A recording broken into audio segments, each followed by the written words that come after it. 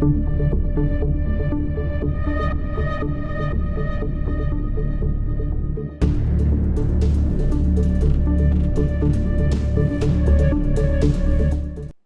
a Souq morning this morning, and we're on to Souq Business Landscape. You know, that show where we take a look at business headlines from various business publications from across the world, from continent to continent. My name is Ikenna Mba, and with me, my usually guest, but we have a new guest on the show, and I'll let you meet him. First of all, Dr. Idahosa Osamanze is in the house, as usual. Good Nigeria. Lagos. Good Nigeria. Nigeria. Thank you, Doctor. And also, first time on the show, he needs no introduction. His name is D. Jide Taiwo. Welcome, Jide.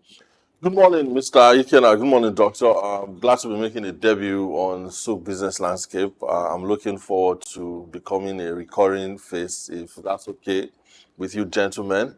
But glad to be here. Awesome. Gentlemen of the press. So we delve right to it. Business Day. Resource-backed loans threaten Nigeria's oil economy. Resource-backed loans threatening our economy. How does that play out? It feels like each time we must hear something about loans, it's beginning to rub me the wrong way. Yep, I think the real issue here is the responsibility of the African man who eats his tomorrow today.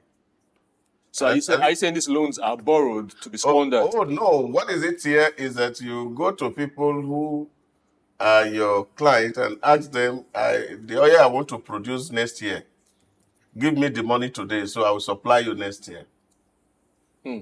That's what it is. That's unwise. So this is terrible. The Mesa Otavi will call that the Esau mentality. You are eating your tomorrow today. And this is even part of the issues that is confronting us as a nation, that we cannot find a balance. You still see that the Dankori refinery is still there looking for crude to buy from the US when we are producing crude here. Because the one that we should have sold to him, we have sold it 3 or 4 years ago. And we have finished spending the money. So these are the issues that people talk about, that we need very responsible leaders, people who can think. And I don't think government has the business of doing everything at the same time. We can cut our coat according to our clothes and then live responsibly, not trying to impress the world, not trying to even impress the citizens, because this is what is pushing us down the debt trough. And until we do what is right and become really responsible as a people, you see, this problem will be, like they say, world without end. Amen. But for me, I don't think it's as much as, acquiring those loans way ahead of time. I think it's the consistent inconsistency that we've seen in the development and export of our commodities. Consistent inconsistency. Yeah, so wow. 10 years ago, our production of oil was million, I think just under 3 million. Now we are struggling to make 1.2 million. So even if we have collected those monies, if we are able to produce and export our crude, then that means we have a benchmark to operate with. But in over a period of time that we have consistently been unable, to harness our resources to gather all of these things, we are going to have this issue. The other day we were looking out of our very fine building, if we do say so ourselves, which overlooks the port, and a bunch of my colleagues noticed that most of the vessels that were pulling out of the port were leaving empty. So they come in full from other places. We have nothing to sell in return. And it's not a lack of commodities. It's a lack of common sense in that we are not producing these things as timely. When was the last time? I grew up in Ibadan, and the Cocoa Research Institute was a huge juggernaut. Correct. I don't know if there's anything there anymore. Right. Yeah, but this is the point. Yes. The US is buying crude everywhere into reserve. And saving it. banking. And the one in our ground, we have finished selling it. And we have finished spending the money. We have not even harvested enough, Doc. We've not harvested No. enough. See, the challenge for me is this. Yes. We're struggling, even when 3 million quota barrel per day, and we're able to meet it. The money we have borrowed, we will not see the effect.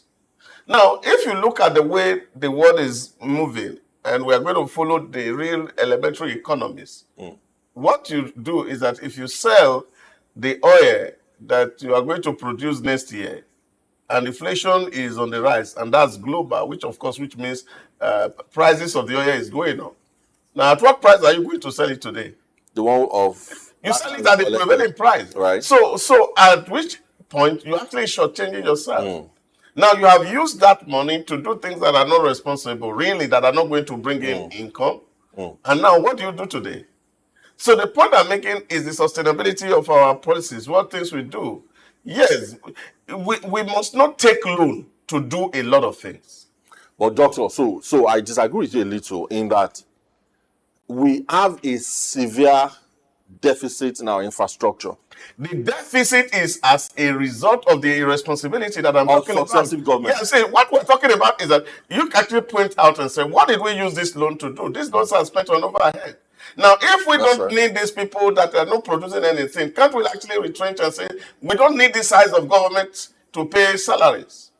And you are looking at what we're doing is the government has spent this money, and the infrastructure deficit you mentioned, we have not seen the gap breached. So why are we taking loan? Because we are taking loan to service overhead. Now we have borrowed off our children, which is for me the real point. So we finished borrowing, and even the thing that our children should enjoy tomorrow, we have already sold it on their behalf and have spent their money on their behalf. And the infrastructure they will use is And not the infrastructure that they're going to use is not there. So this is the point that I'm making. And this is the height of responsibility that those who are given the position to lead their people must think creatively. Because everything must not boil down to loan. There are things that we can do by ourselves. In a situation that the money is simply not there. Not there. We have to take these loans. Now, the problem will now Why is the money not there? This is a question we have to... So that's a separate conversation. This is the money is not there. Between 2007 to 2014, we had opportunity, golden opportunity in this country, when the price of crude was selling above a $100. Yeah. At 140. Yeah, got to 140. Yes. We made so much money. And this money entered into the pocket of private people. Now, some of these people are not dead. They are still alive. Now, what are we doing? Is it not to recover the money that our own money that is in the hand of people and use it to build infrastructure rather than go to borrow? Somebody was doing an analysis yesterday, and he said the guy who took police pension fund, 25 billion, make a commitment, play bargain of 300 million, and then another 250,000, and then we let him off the hook.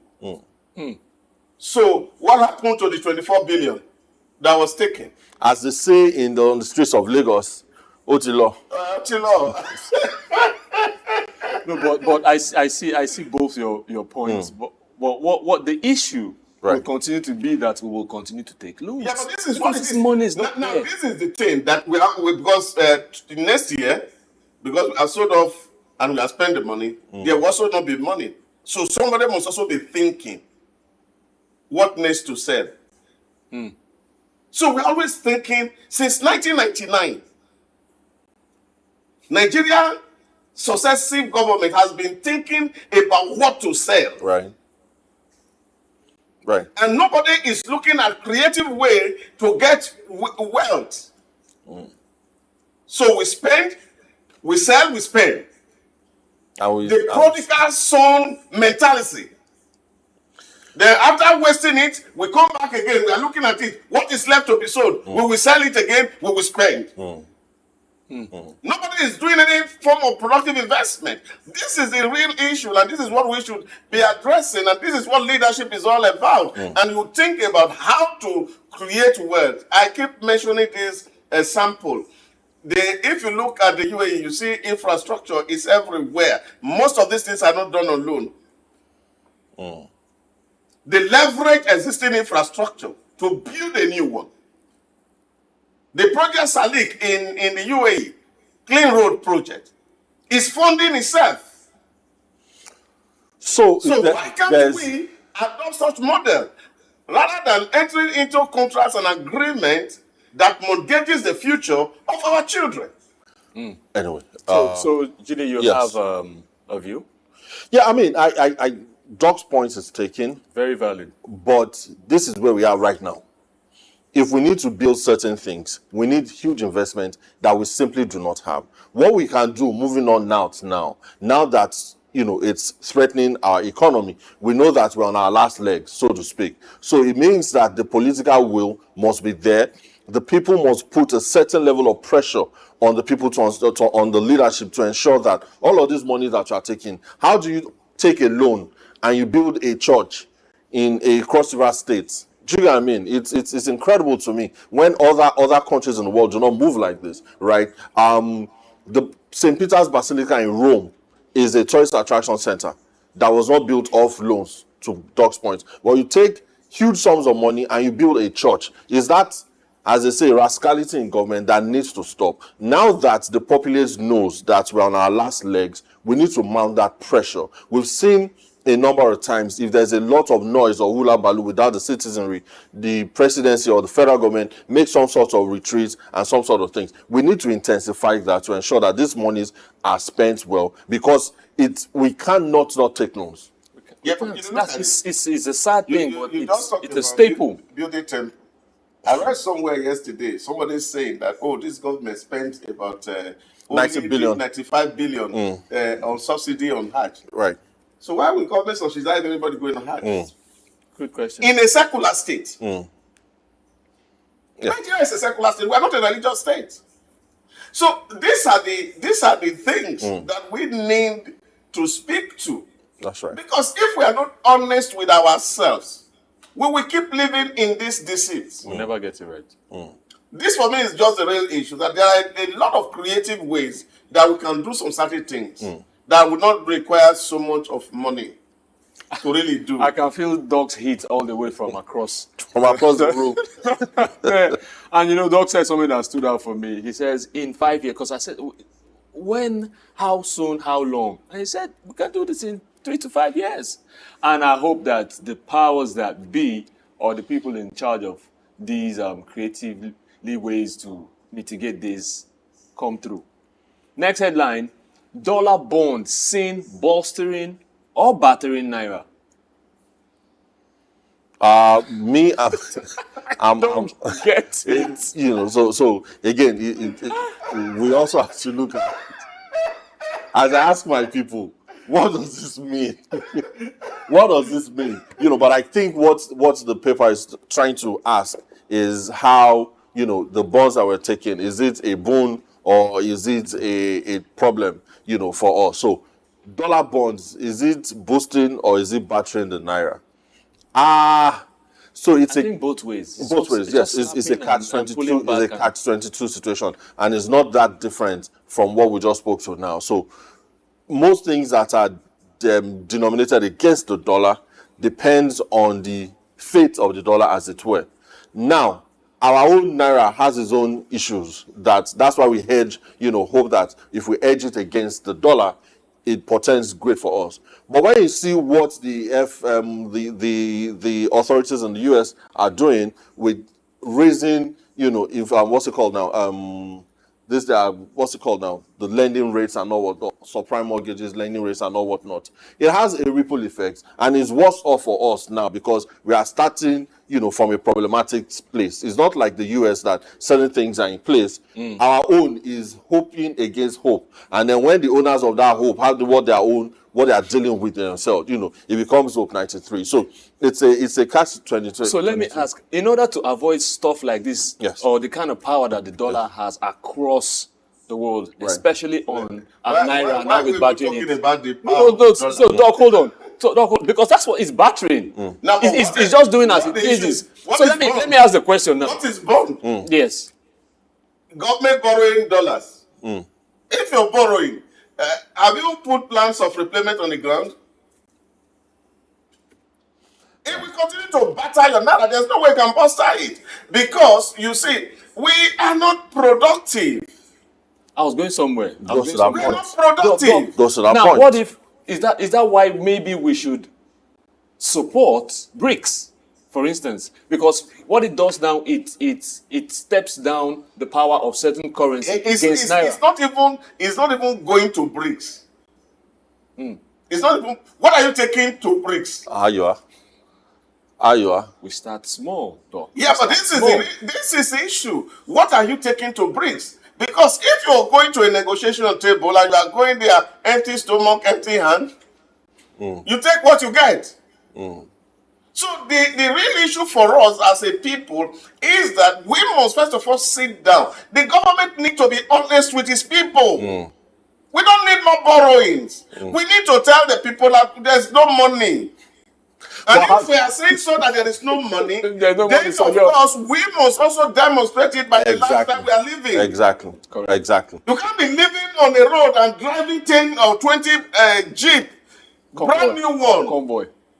I read it somewhere yesterday in the newspaper. Federal government approved 400 Prado for Nigeria customs.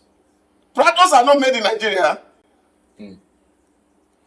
What is custom doing with Prado? I mean. These are questions we must ask ourselves. Right. We have to be honest. And if we are not honest with ourselves and we are deceiving ourselves and we are thinking that there's a way we can borrow ourselves into prosperity, I think it's a sorry state for us, honestly. Well, how much is a Prado now? So we're talking a Prado, the like brand new one from Europe or the one that they bring from Dubai and the Middle East or Belgium. We are talking, north of 40, 50 million. We're talking brand new, Yes. so it has to be more than that. I mean, these things are, it's irresponsible. There are no. Do you know why it's more than that? Yes. The Hilux is 48 million. Are you in the market for a new car? You just might not, because the Hilux is 48, 58, Right. thereabout, Yeah. depending on the specs, the specifications. So now the Prado is about 100, if you ask me. So that's 100 times 400. You're looking at a clean 40 billion. Let's move on. Next headline: BHM gets a second-year ranking in FT's African fastest growing companies. That sounds like good news. BHM is Nigerian, no? BHM Black History Month, or is it the Nigerian company? I was thinking it was a company. Oh, okay. I mean, if it's a company, there's a marketing communications company, Black House Media. That's what I reckon that it is. Yes. For full disclosure, I'm an alumni of that organization.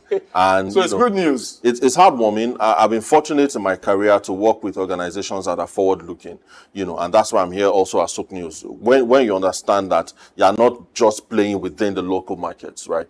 When you're global in nature, even when you're starting small, you know that your outlook is global, Awesome. and these things are inevitable. So I'm not surprised. I'm not surprised at all, especially in a market where marketing communications for the longest time was seen as an addendum. So you had advertising boys that were chopping money. Shout out to Mr. Ikena. And you had PR agencies who came up on the side. That's no more. But that's no more because people in marketing communications, PR, have actually stepped up, to make it global in nature. So I'm not surprised at all. Shout out to the board and management of Black House Media. My champagne is on ice. When you are sharing it, let it get to Oh, fantastic. No, I mean, let it go around. Get here. Let the champagne go around. So next headline: why banks with credit crunch avoid CBN? Okay. Doc? For how long can how are you? It's like in a class and the student is avoiding the teacher or the class captain. How possible is that? For how long? What's the role of the CBN? Regulate. Right. Yes. Does regulation only have to come, when you are stamping, when you are laying down the armor? No. Well, no. Yeah, but you see here, Good leadership, no. It's looking at it. You know, growing up as a child, when you do well, you find it very convenient to go and see your father. With your chest out. You know, those days when we were in school, Right. You bring a report card. Your parents can't read really. My parents, they couldn't read, but they know when you fail.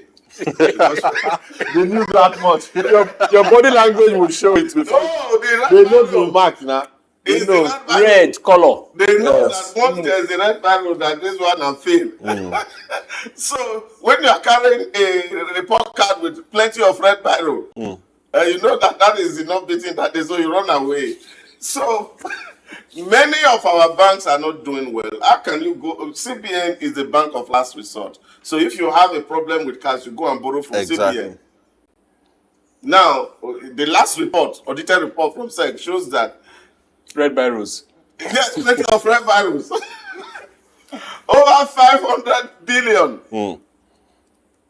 taken as loan by family and friends of MDs of banks. So how do you go back to CBN to say you want to take more money? Doc, do you know any bank MDs? I don't have. This, but Yeah, but this is what it is. Because if your hands are clean, like they say, if you're going to equity, your hands must be very clean. Yeah. So this is for me because you find that the error is again a plus for the government, really. That you have a CBN who is putting his feet down and standing on regulation. Like the CBN government has promised that he is not going to do like a commercial bank. His own is to see how to regulate. So when you are taking paper to such a man, you must ensure that the papers are clean enough. So I think this is the real issue. So it will be very difficult for frivolous borrowing from CBN at this particular point in time, because the CBN government is determined to see how monetary policy becomes stable, that banks are not incurring liabilities that are not necessary. So it's just natural. yes, it is. Deficient bill of lading, knowledge gap, hobble Nigeria's $4.5 billion non-oil exports. Now, this is one of the areas where we're doing well, if I may say so myself. Non-oil exports. Yes. Are we doing well in non-oil exports? What's the volume, of our non-oil exports? As compared to other things. E.g., I'm struggling to find.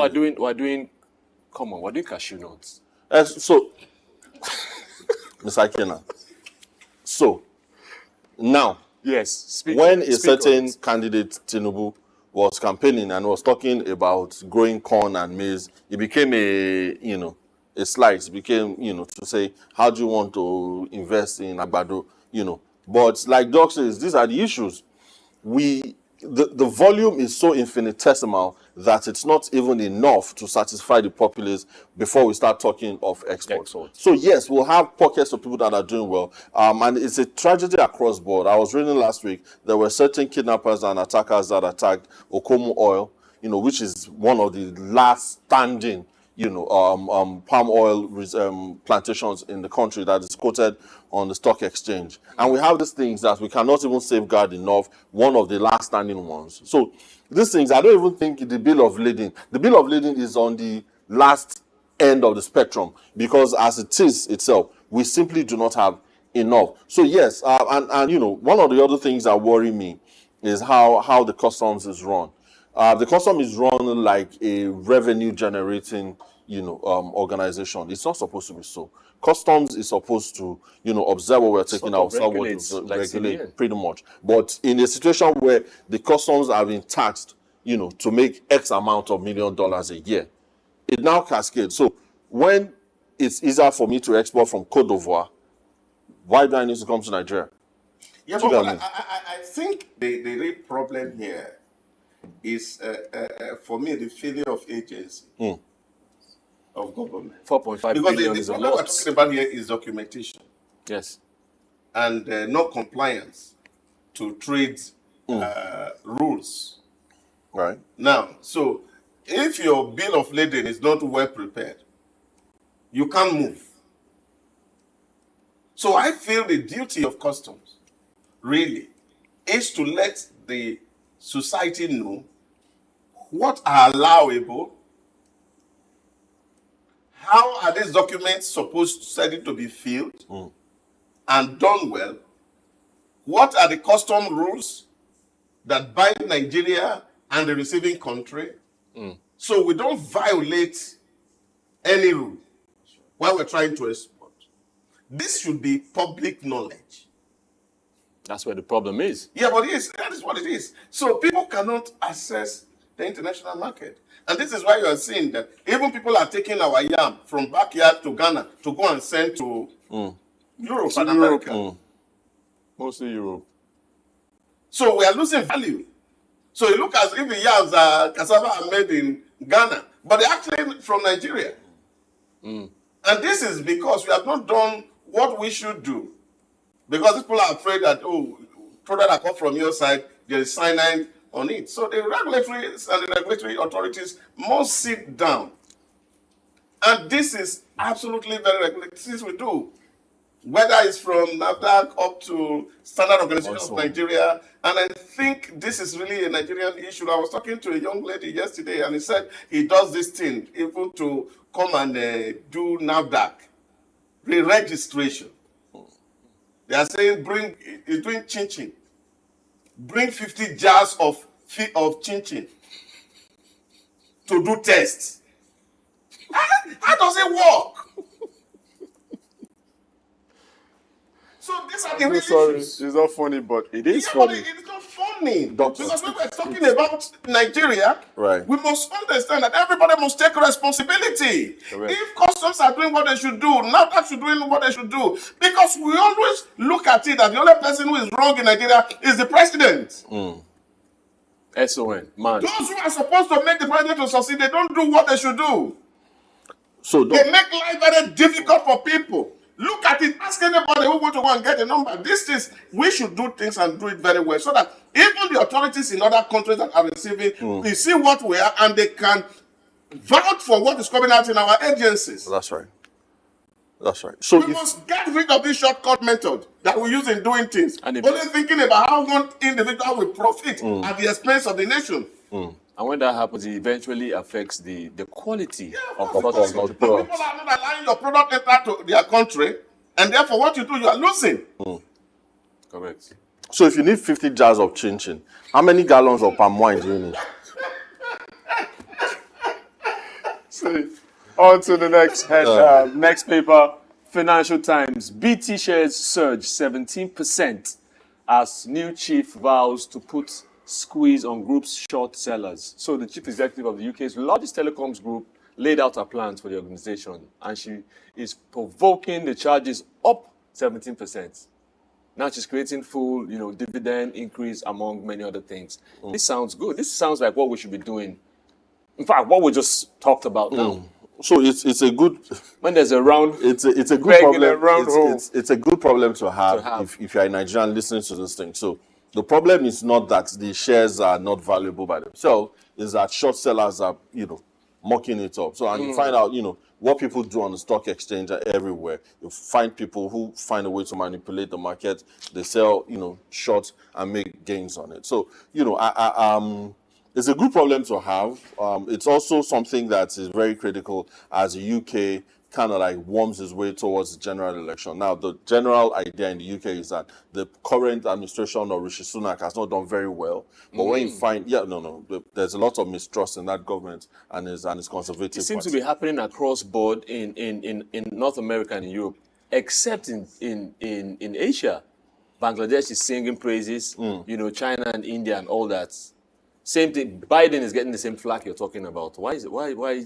I mean, it's exhibited in election years. So, everybody plays it up. Biden will tout his job records and say, see how many jobs we've created. The other party will say, no, you've actually lost this much. So I'm not surprised, to be honest. However, there are fundamental differences in approaches, right? So the Rishi Sunak approach has been touted as not very good.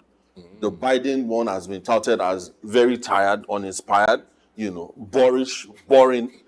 What do you expect from a nearly 80-year-old man who is, But the alternative there is also that you have an erratic Trump that is likely to win. So all those things kind of like worry the market, and you can see it in how, it Doug fluctuates. has something to say about this last sentence you just made. About Trump or about the Boris? You will find out soon. You're about to find out. I don't even want to talk about it. But see, generally, Yes. frankly speaking, and I think these are also issues that, of course, we have to look at. Because managing success is always very difficult. This, for me, is not something. If it's difficult, why do we expect everyone to succeed? That's a matter for another show. We'll come here and talk about it for 1 hour. You see, the problem really in the West, which they have failed to address, is funding laziness. Is that not what we're asking our people to do here? Yeah, this is the problem. Because there's no economy that grows by funding laziness. That's why Asian economies are growing, because they don't fund laziness. But is it laziness as opposed to welfare? That's what I'm going to. Welfare, when you are talking welfare, you're actually funding laziness. But we cannot leave people. Though there shall always be poor in the land. Oh, please. Who will take care of them? Exactly. Yes, That's the welfare. In short, when the scripture says so, he asks the farmer, leave the edge of the farm for them so they can go and reap it. So there's work. They don't dash them money. There's work involved. Work is involved. So the edge of the farm is left, so the poor go to those farms to go and harvest it. You don't throw money at troubles. This is the problem. This is why, you see, it's not about Rich Sunak. Because in one election cycle, how many prime ministers do we have in UK? 4. So it's not about Sunak. It's just that there's a fundamental problem that has not been dealt with. And if you keep living the lie, which of course liberal democracy is promising to the world, that there's a way people can live on government, then we will keep deceiving ourselves. So there's no way economy will balance. I was speaking to one of our DJ here, and I told them, and I said, look, why are you afraid that people are going to lose jobs? Let's see how. We have a huge land in Niger State. We have a huge land in Kebbi State. We have a huge land in Borno State. Why can't the government, all this money we are thinking of moving out, go and build farmhouses and settle people into farm area where we can have people produce fruit, and they go to work as if they are going to office with suit and tie, with tractor, and make it attractive, and then that will produce food for us. Indeed. Why are we always thinking that when people are leaving job, they should go to the streets? More problems. So the business of government is to create this, you see, soft landing policies that when people are leaving one place, they are able to get into another place and get themselves productive. But when you say people should stay because you are going to be transferring 50,000 to them, you are going to be subsidizing transport, you are going to be subsidizing, now the businesses are failing. And so government can find their route around it. That's what's in the US. That's in almost all the Western countries. And it's sad that we follow the same ideals that build these nations. What was the ideal? Capitalism, which emphasized individual prosperity. Correct. Because there's no country that can be pro-poor and become anti-business that will survive. Put that on the Because t-shirt. the only way. Put it on the t-shirt. There can't be a country that is Pro-poor. pro-poor that will survive in business. So you have to be pro-business to actually be really pro-poor. Because if the businesses are not surviving, the poor will not survive. Wow, well said. So on a lighter note, this year, Jide, I think you can speak on Paramount, the takeover battle that could reshape Hollywood. We're talking Hollywood now, and they're talking about reshaping it. So there are two people bidding to scoop up Paramount. Right. And they're talking about the sale is based on the downside of business that people like Netflix has created for Hollywood. One is saying if they buy, most likely, or well, they're speculating that they buy, they would sell off. No one knows who's going to own. The other one is saying, son of, forgotten the guy now, that if they buy, they'll keep it and try to see if they can lean towards streaming, because that's where everyone is going to. So, I mean, If Hollywood goes down, I don't know. What are we going to Hollywood as an industry, I don't think can go down. Hollywood as a cultural icon is what might change. So back in the day, you had to move to a specific location where all the film studios were located. Yep. All the film studios had cinema chains across the world. Correct. It's changed, right? Now, Drastically. you could debate for better or for worse. I'm not a big fan of the streaming model, right? You know, there are certain films and movies that you watch and you know you should be in a cinema hall. If Love in Tokyo, that came out in the 60s, came out today, or there's a remake, you're probably going to watch it on Netflix. And it sort of reduces the, the communal nature of film, right? So that's what's going to change. Those studios are going to be broken up. Some of the biggest, Tyler Perry is not in Hollywood. All the way out. Curtis Jackson, also known as 50 Cent. All the way to the other end. All the way to the other end. And you find out that, those are kind of things that we're trying to replicate here. I know a few actors that are investing in lots of land to build film villages and all whatnot. So yes, if Paramount is taken over by a different company, it's most likely going to be broken down. Yes. Because the old way is just not, it's not working. Not working. I hope that it does. Too much But the downside is that back in the day, a film comes out, you go to KS Cinema in Ibadan or Queen Cinema or Penn Cinema in Lagos, right? Or Casino Cinema. I don't know what the cinema was in. There's one in Yaba that we used to go to back then. Oh yeah? Yes. Casino? I can't remember the name, but it's between WAEC and just before the barracks. WAEC. Oh yeah? Yes. Aha, so that was before my time. But the point is that hit me. You buy hit me your different. ticket, you watch your film, you go home. The other day, I wanted to watch Pirates of the Caribbean. It's not on the biggest streamers. So you find out that all these movie studios That's the downside of that. Exactly have their own streaming apps. So if Dr. Daosa produces a movie now, you go and watch it at daosa.com. You cannot see it on ikenao.co. So those are the problems that you now find. How many apps as an individual are you going to have? You have 4 music Hulu, apps. You have all of that. Peacock, Discovery, Paramount Plus. So that's the problem that I think they need to find. But there's only so much you can do if you are streaming against the tide. Now the in thing is streaming, so they're probably going to unbundle it and have their own streamers and I think the problem Jide is trying to cope with is a scenario that my friend painted to me some years ago. Right. This couple, they were married, and every evening the husband goes out to go and drink outside. And the wife was wondering, why will you always go outside to go and drink in the morning? He said, look, he's fine. Is it not pepper soup and cold beer? Yes. He said, yes, okay. That evening, the woman bought some good cold beer, put it in the freezer, made very beautiful pepper soup, and then brought it to the table. And they said, these things are here. And then the man said, okay, you're not going to sit down, let us. And then they started to drink, and he asked the woman, where is the beer parlor talk? Yeah, exactly. Very, very valid question. Very valid. Very valid question. So it's much more than the beer and the pepper soup. Yes. It's in the US, There's a in the community. fellowship. Yes. Actually. Actually. Yes. Speaking of beer and pepper soup, it's a cold morning in Lagos. So I'll take the pepper soup, Ikena. Beer can be for another day. Thank you very much. We've come to the tail end of Souq Business Landscape. Thank you so much to my usually guest, Dr. Dahosa Osamanze, and D. Jide Taiwo. My name is Iken Namba. See you same time on Monday, 7 a.m. Cheers.